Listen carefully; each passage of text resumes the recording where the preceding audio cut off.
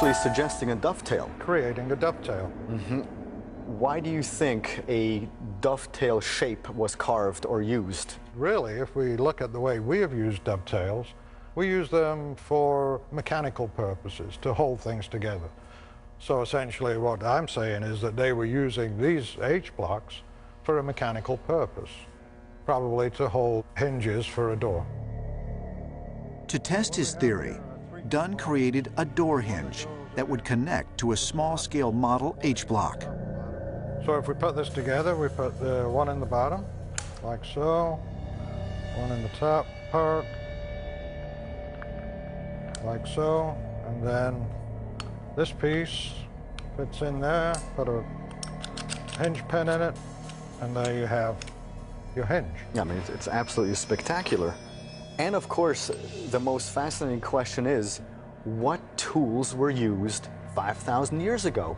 Because something very sophisticated was used, and not chicken bones. Not chicken bones, not copper chisels, not stone chisels. The tools that were used to create these blocks at Pumapunku do not exist in the archaeological record.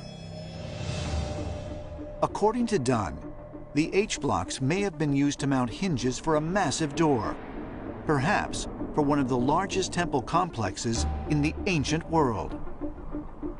It's a spectacular discovery that Chris Dunn made. This lends a whole new meaning to the H-blocks at Pumapunku because possibly they held something in place. The question is, what? But Dunn's theory on the purpose of the H-blocks is only one of several recent hypotheses concerning the complex engineering found at Pumapunku. These had a purpose. Model maker Paul Francis from Dandridge, Tennessee, offers another theory. So you've recreated these H-blocks that we can find at Pumapunku, and you came up with a very interesting idea where you put these blocks together, creating what looks like to be some type of a track. So tell me more about what went on in your mind. When I saw these laid out on the table, I thought it basically looks like some of the World War II launch ramps that the Germans used in testing rocket-propelled airplanes. When I saw this, the light bulb went off in my head, and I said, yeah, with some wooden skids, this would make a perfect launching platform for an ancient spacecraft. So the skid would travel down the H-blocks, and eventually at the end, this would fall off, and of course the airplane would continue to go on. And this is what I envision an airplane looking like. And this plane, it has an intake, it has your control panels, your control surfaces, and basically, I mean, this thing is ready to go into outer space. You know, I mean, this just looks badass. I mean, it looks really unbelievable because you've basically taken an object that was created by an ancient artisan and turned into something from a modern-day perspective as it relates to space travel, or at least aviation. The concept for the ancient spacecraft is based on gold jewelry found in tombs near Bogota, Colombia. After careful analysis and modern testing of reproductions of the gold object, ancient astronaut theorists suggest such artifacts, nearly 1,500 years old, are proof of modern aerodynamic capabilities in the ancient past. You know, when these original sculptures were produced, they're doing a literal interpretation of what they saw. I have to take that interpretation and I have to make it into something that would actually work as a machine. So in doing so, we've added a cockpit, which the original model does not have. Also, there are two small bumps on the back of the original sculpture, which to me indicate rocket thrusters. You have this cone-shaped piece, which could have been an intake that this person saw.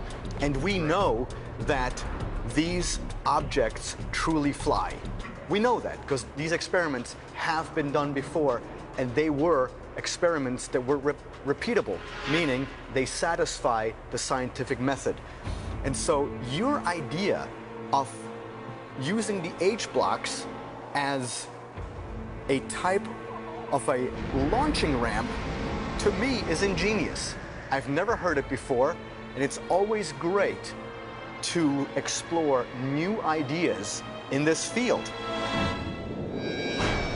Might the H-blocks at Pumapunku really have been used as launch ramps for alien spacecraft? If so, what happened to these massive, seemingly indestructible structures?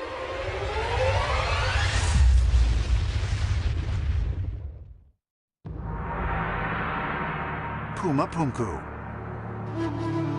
For centuries, researchers have been unable to explain what may have caused the total destruction of this ancient site. Some believe a massive earthquake in prehistoric times may have scattered its megaton stones like toy blocks. Pumapunku looks like some type of a junkyard. It's as if the whole place at some point got destroyed and ripped apart in some type of an upheaval.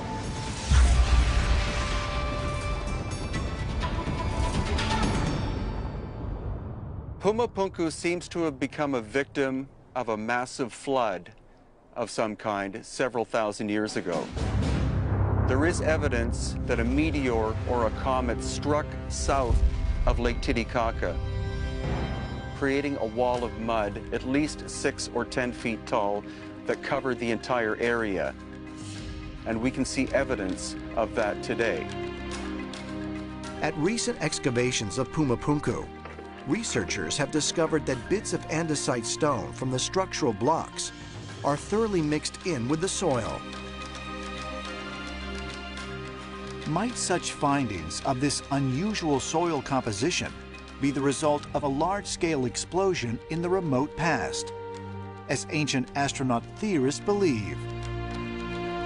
One possibility is that Pumapunku was destroyed in some artificial blast that literally blew these buildings apart, and then later some cataclysmic tidal wave also just covered it with mud and muck.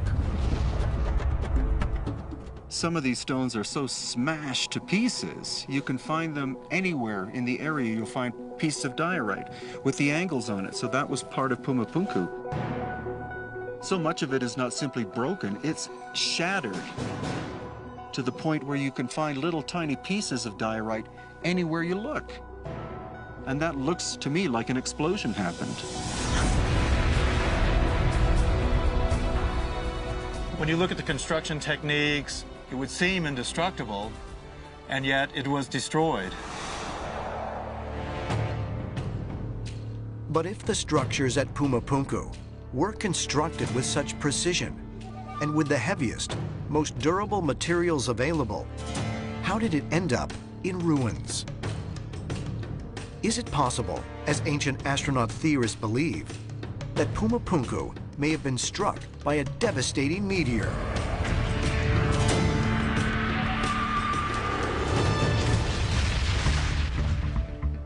Or could there be an even more incredible explanation for its demise?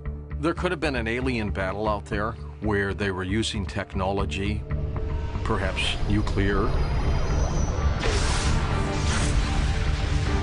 that blew up everything in the region. That's very possible. Something could have happened with our Earth's shield where the sun's rays came through at a certain time and just burned everything and obliterated it. The only thing we know for sure is those people at Pumapunku are gone. We just don't know how or where they went. I think that Pumapunku was deliberately destroyed by its builders, extraterrestrials, right before they decided to leave planet Earth and go on to their next mission. It's hard to imagine the devastating destruction that occurred here. It would seem like the extraterrestrials had some cosmic battle on planet Earth before they left. There are various sites across the planet